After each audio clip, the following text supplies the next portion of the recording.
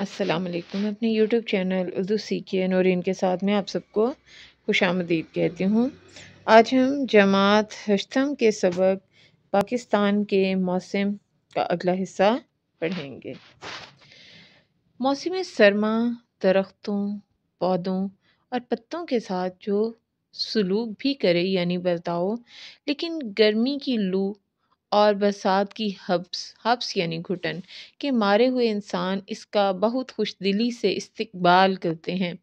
خوش دلی یعنی کھلے دل سے استقبال کرنا، خوش آمدید کہنا۔ باریک کپڑے یعنی پتلے کپڑے صندوقوں اور الماریوں میں رکھ دیے جاتے ہیں اور موٹے اور گرم کپڑے نکال لیے جاتے ہیں۔ انگیٹھیوں اور ہیٹروں کا استعمال شروع ہو جاتا ہے۔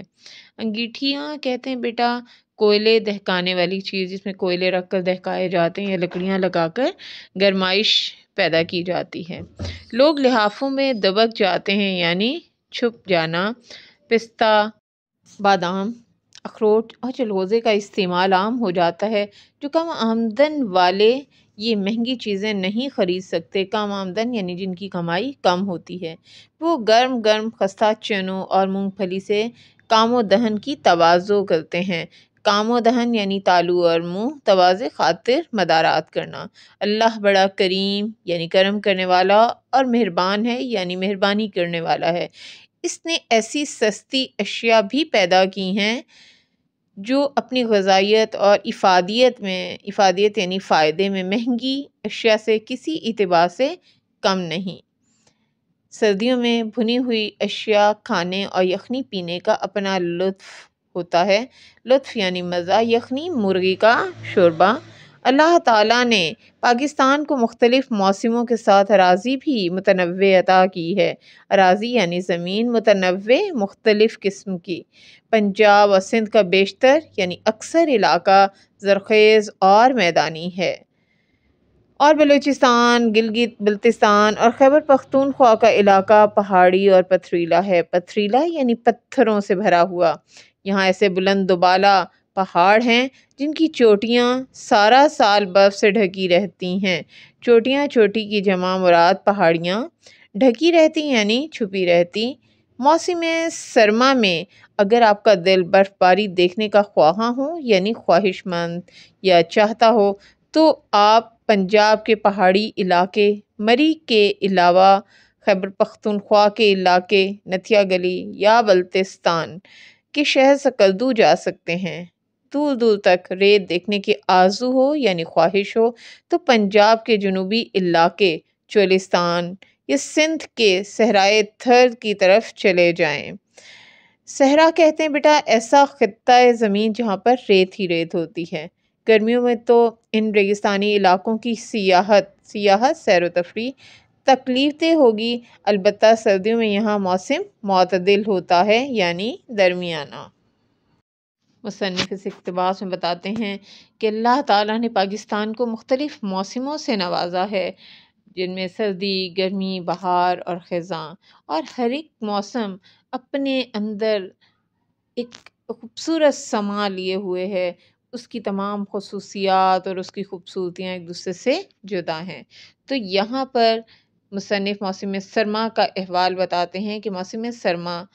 درختوں، پودوں اور پتوں کے ساتھ جو سلوک بھی کرے یا جیسا بھی برتاؤ کرے، اور انہیں جتنی بھی مشکلات اور پریشانیاں برداشت کرنی پڑیں، لیکن گرمی کی لو اور برسات کی حبس کے مارے ہوئے انسان ان کا بہت خوش دلی سے استقبال کرتے ہیں، بڑے کھلے دل کے ساتھ اسے خوش آمدید کہتے ہیں، کیونکہ گرمی میں انسان تنگ آ جاتا ہے، اور اکثر لوگ کہتے ہیں کہ گرمی کا کوئی علاج نہیں ہے۔ جیسے اگر اب سردی آ جاتی ہے تو آپ ہیٹر جلا سکتے ہیں، انگیٹھیاں روشن کر سکتے ہیں، لحافوں میں بیٹھ سکتے ہیں، ڈبل یا ٹرپل سویٹرز پہن لیں گے تو آپ سردی سے بچ سکتے ہیں، لیکن گرمی کا کوئی علاج نہیں ہے۔ چاہے آپ اے سی لگا لیں اور پنکھے چلے ہوئے ہیں، لاہوری کولر لگا لیں، یا کسی بھی انداز سے آپ گرمی سے بچنے کی کوشش کریں، یا چاہے دن میں 10 بار بھی نہا لیں، لیکن اگر گرمی شدید ہے تو آپ اس سے بچ نہیں سکتے، نہ ہی گرمی کی شدت سے، نہ گرمی کی لو سے، اور نہ ہی برسات کی حبس اور گھٹن زدہ ماحول سے، اس لیے وہ لوگ جو گرمی کے ستائے ہوئے ہوتے ہیں، جو گرمی برداشت نہیں کر پاتے، ان میں سے اکثریت جو ہے وہ موسم سرما کو خوش دلی سے خوش آمدید کہتی ہے، اس کا استقبال کرتی ہے، اور جیسے ہی سردیاں آتی ہیں وہ بڑی خوش دلی کے ساتھ اپنے تمام باریک کپڑے، لان کے کپڑے اور جتنی بھی قمیضیں اور سینڈلز وغیرہ یا جوتیاں ہوتی ہیں وہ تمام کی تمام بڑی خوش دلی کے ساتھ پیک کر کے باکسز کے اندر یا ڈبوں میں رکھ کر صندوقوں میں یا الماریوں میں رکھ دیتے ہیں کہ کچھ عرصے کے لیے ان سے جان چھوٹ گئی، کیونکہ آپ دیکھیں کافی عرصے سے پاکستان کے اندر موسم گرما کافی طویل ہو جاتا ہے کہ مارچ کے اینڈ سے ہی آہستہ آہستہ گرمی کا آغاز ہونا شروع ہو جاتا ہے، پھر مارچ، اپریل، مئی، جون، جولائی، اگست میں بھی اچھی خاصی حبس ہوتی ہے، اور ستمبر کا مہینہ بھی آج کل گرمی ہی گرمی کی نوید سنا رہا ہوتا ہے۔ اکتوبر کے درمیان یا اینڈ میں جا کر تھوڑا سا موسم تبدیل ہوتا ہے اور نومبر میں سردی آنا شروع ہوتی ہے، تو چونکہ موسم گرما کا ٹائم پیریڈ بہت زیادہ بڑھتا جا رہا ہے، اس لیے لوگ اس سے تنگ آ جاتے ہیں، اکتا جاتے ہیں، اور جیسے ہی موسم تبدیل ہوتا ہے وہ فوراً سے خوش دلی کے ساتھ اپنی تمام باریک کپڑوں اور چیزوں کو گرمیوں سے متعلقہ اپنے صندوقوں میں اور الماریوں میں رکھنا شروع کر دیتے ہیں، اور اس کے ساتھ ساتھ موٹے اور گرم کپڑے نکال لیے جاتے ہیں، شالز نکالی جاتی ہیں، بڑے خوش دلی کے ساتھ لوگ ہیٹر اور جلاتے ہیں، اور جن علاقوں میں گیس نہیں ہوتی وہاں پر کوئلے دہکائے جاتے ہیں، لکڑیاں جلا کر انگیٹھیاں دہکائی جاتی ہیں تاکہ کمرے کو گرم رکھ سکیں، اور وہ علاقے جہاں خوش قسمتی سے گیس آ رہی ہوتی ہے وہاں کے لوگ بڑی خوشی سے پورا پورا دن ہیٹر چلاتے ہیں اور اسی کے آگے بیٹھے رہتے ہیں، جیسے ہی آنکھ کھلتی ہے وہ ہیٹرز کے آگے بیٹھ جاتے ہیں اور رات گئے تک ہیٹرز آن رہتے ہیں۔ اور جن گھروں میں مشکل ہوتی ہے، گیس وغیرہ نہیں ہے، تو وہ اکثر سر شام ہی اپنے اپنے لحافوں میں دبک کر چھپ کر بیٹھ جاتے ہیں تاکہ وہ گرمی کی شدت سے بچ سکیں، اور پستہ، بادام، اخروٹ اور چلغوزے کا استعمال عام ہو جاتا ہے۔ تو جتنے لوگ زیادہ آمدن والے ہوتے ہیں یا جن کی آمدن زیادہ ہوتی ہیں وہ اپنے لیے، اپنے اہل خانہ کے لیے، بچوں کے لیے خصوصاً اہتمام کرتے ہیں کہ وہ ایسی چیزوں کا استعمال کریں جس کی مدد سے وہ سردی کی شدت سے بچ سکیں، اس کے اثرات سے بچ سکیں، اور بیماری ان سے کوسوں دور رہے۔ تو وہ اپنے بچوں کو گرم چیزیں کھلاتے ہیں، اور ان میں خصوصاً پستہ، بادام، اخروٹ اور چلغوزے وغیرہ ہیں جو کہ زیادہ تر استعمال کیے جاتے ہیں۔ اور جو کم آمدنی والے افراد ہوتے ہیں جن کی آمدن اتنی زیادہ نہیں ہوتی یا جو مہنگی چیزیں نہیں خرید سکتے، وہ گرم گرم خستہ چنوں اور مونگ پھلی سے اپنی خاطر تواضع کرتے ہیں، اپنے بچوں کو گرمی کی شدت سے بچانے کے لیے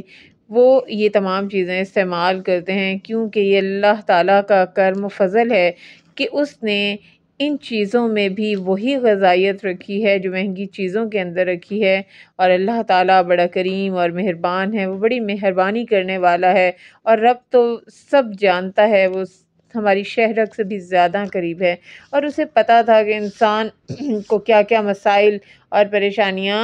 برداشت کرنی پڑیں گی، اس لیے اللہ تعالیٰ نے ہر قسم کی چیز کا